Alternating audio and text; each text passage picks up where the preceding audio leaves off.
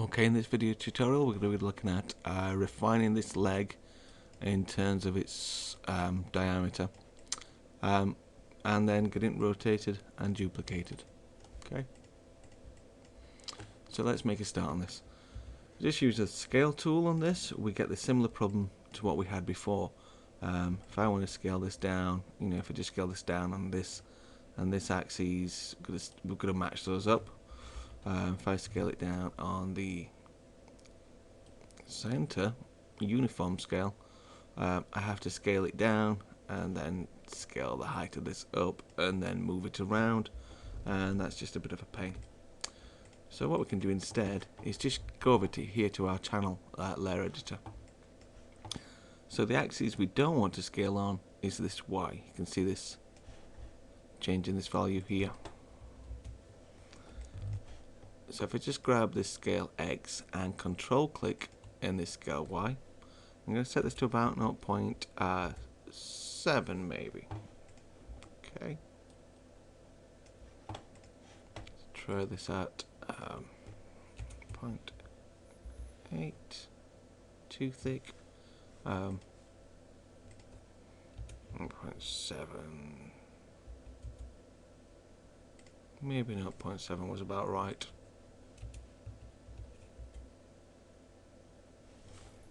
Bearing in mind I need 4 of these around the stool, maybe about 0.72. So that's changed the diameter of this, but it's not changed the height in any way, which means this still matches up with our templates in here.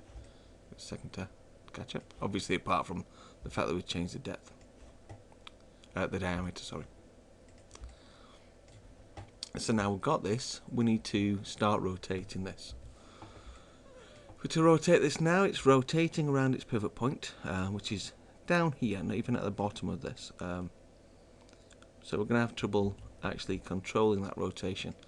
So I'm going to need to move this pivot point. So to make this easier to see, with this object selected, I'm just going to go up to my viewport controls and isolate selected. And this just means I only have this object to deal with. Just going to go into my move tool. So I need to isolate this pivot point to be able to move just the pivot point itself and not the object. So right now, moving this moves the object. I just want to move this gizmo, this pivot, independently.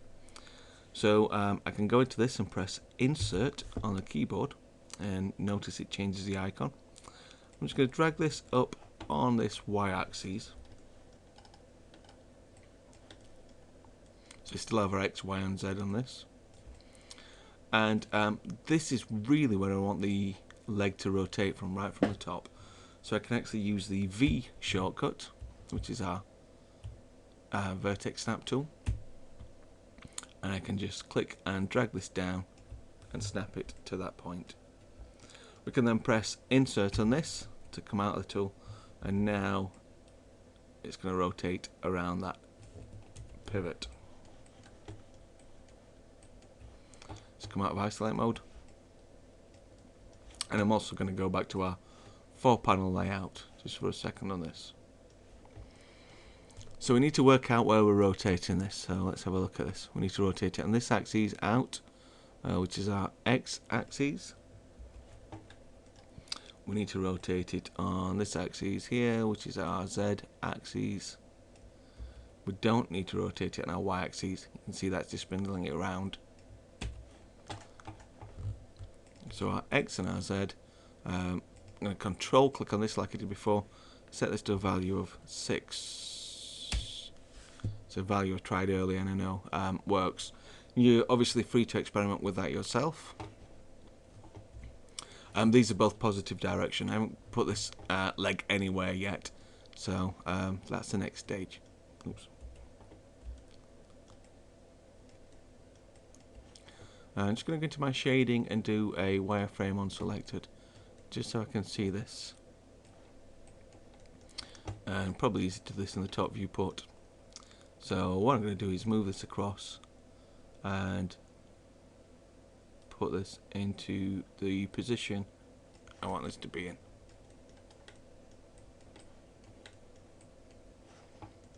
Maybe just a little bit further in.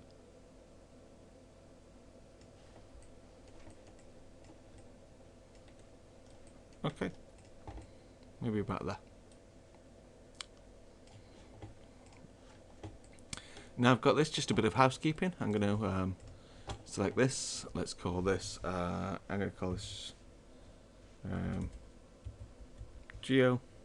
I'm going to call this Stool Seat. Oh well. Just in case I have different iterations or different copies of this. I'm going to call this Geo Stool Leg. O1. I probably want to define this further within the name. So just looking at this, this is the positive X, this is a positive Y. So this looks like a back leg, and it looks like it's on the left hand side of this. So let's go into our name again. Call this geo back underscore left underscore stool leg O1. Bit more housekeeping. I want to zero out all of these rotations and scales, translations, just so when I get to duplicating this, I'm duplicating it from a level playing field. So the way we can do this is just go to modify and go to our freeze transformations, and that zeroes all of these things out. The other thing I'm starting to notice on this is we're starting to build up a lot of input nodes on this. And so all of these tweaks, all of these different things we've done to the model start building up in the history. These can all start taking up RAM, start clogging up the computer, and can cause crashes. Obviously, something like this is a bit more simplistic, but if you're working on a lot more models, a lot more different techniques, different stages that you're working on, it's going to really build up. So it is a good habit to get into, to start deleting the history on objects. So let's click this, let's go to edit, delete by type, and history. I'm going to do the same with a stool. Let's grab that and let's do modify freeze transformations and edit, delete by type, history. Okay, so everything's zeroed out, everything's neat. Let's grab this now and start duplicating it. If I was just to do a straight duplicate on this, which we can do by doing a Control D, can drag this out, and then we can flip it round. So what we can do to flip it, we're working on the x-axis. If we just go into the scale x and set this to -1, that's going to flip that in the opposite direction. Okay, so that's one way to do it. But one of the problems with that is future-proofing. If we were to go back and do any edits on this one, so you know, if we were to change anything on this model, it's not going to update the changes on this. These are two completely separate models.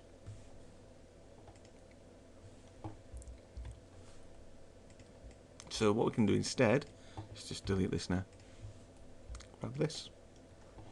We can go into our edit, we can go into our duplicate, and this time we're going to go into our duplicate special. So let's go into the options for this.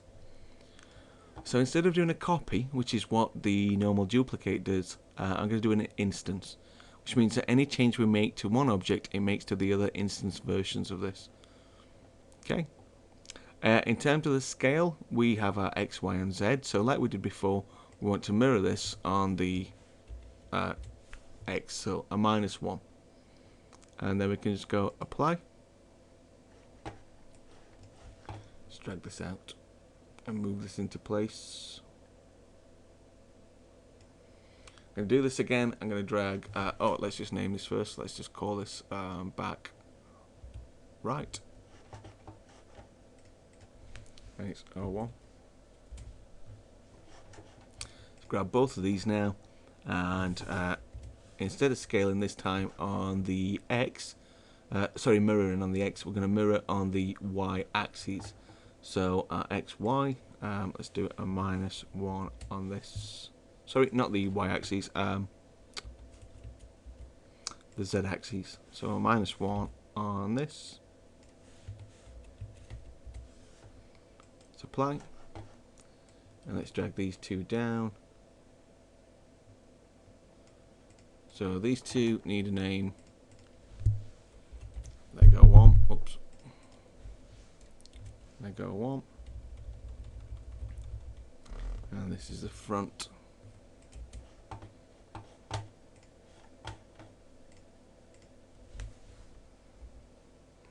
There go one.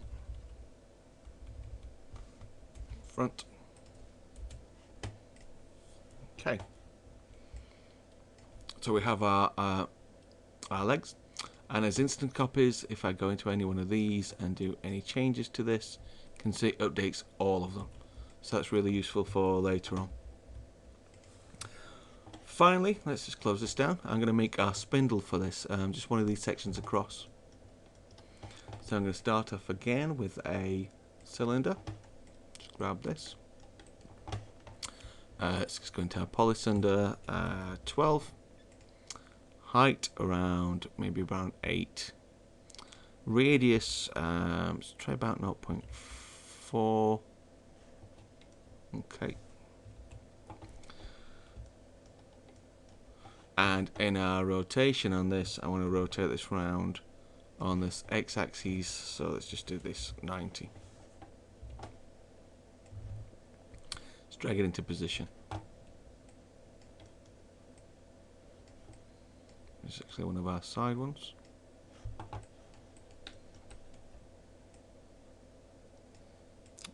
Again, up to you where you place this. Set this down to maybe about 6 instead. Still too long? Maybe about 5, even 4. I don't mind it going in a little bit. I may change the radius down on this as well to about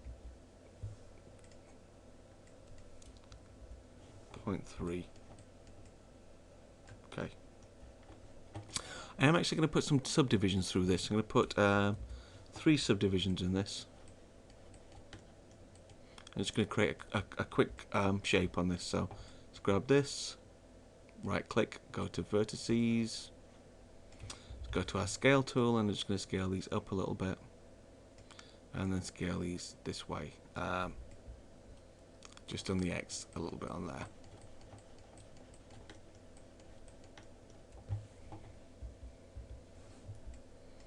Don't know if they're still too thick.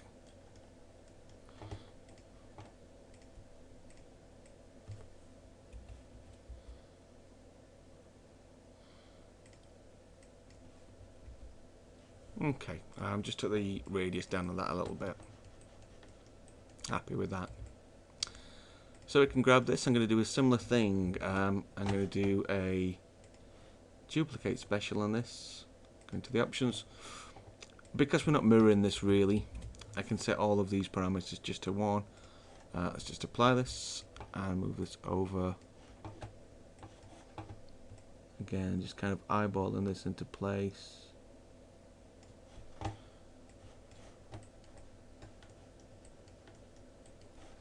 Grab another one of these, apply.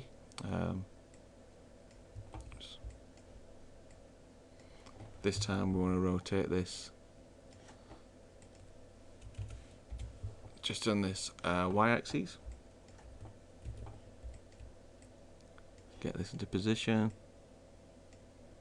I'm just going to move this up a bit.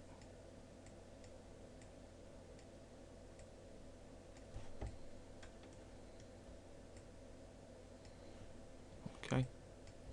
Last one, let's just apply this. Drag these across.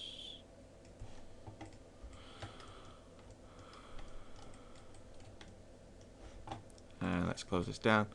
And just as a last step on this, let's just name these Geo Spindle 01. But let's have this is going to be the let's think. Let's look at my rotation down here, or my world gizmo. This is going to be our Geo front spindle. Copy this name.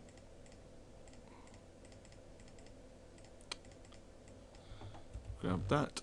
Oops.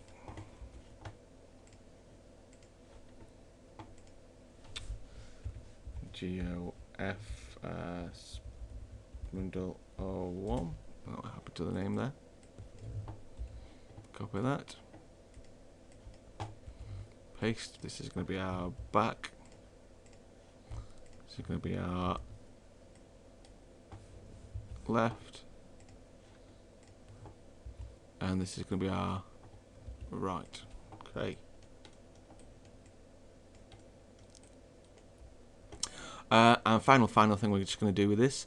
Right now these are all the separate parts. If we need to move these together, it makes it a bit easier if we just sort of link these in some way. So what I'm going to do is just grab these and grab all of the different elements, and I'm going to do a Control G.